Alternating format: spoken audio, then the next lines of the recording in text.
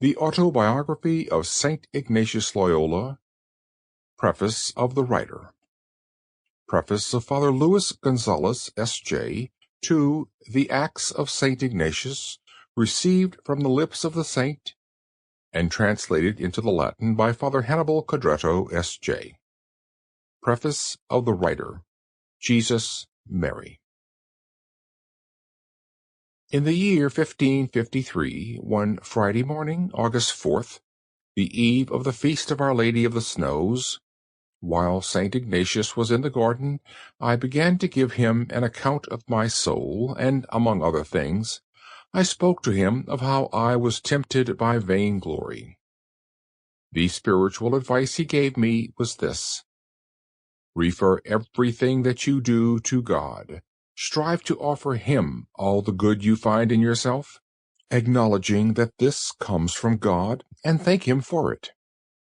The advice given to me on this occasion was so consoling to me that I could not refrain from tears. St. Ignatius then related to me that for 2 years he had struggled against vainglory, so much so indeed that when he was about to embark for Jerusalem at Barcelona, he did not dare to tell anyone where he was going.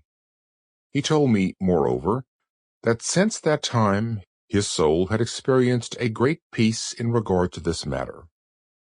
An hour or two later we went to dinner, and while Master Polancus and I were dining with him, St. Ignatius said that Master Natalis and others of the society had often asked him to give a narrative of his life, but he had never as yet decided to do so. On this occasion, however, after I had spoken to him, he reflected upon it alone. He was favorably inclined toward it. From the way he spoke, it was evident God had enlightened him. He had resolved to manifest the main points of his interior life up to the present, and had concluded that I was the one to whom he would make these things known. At that time, St. Ignatius was in very feeble health.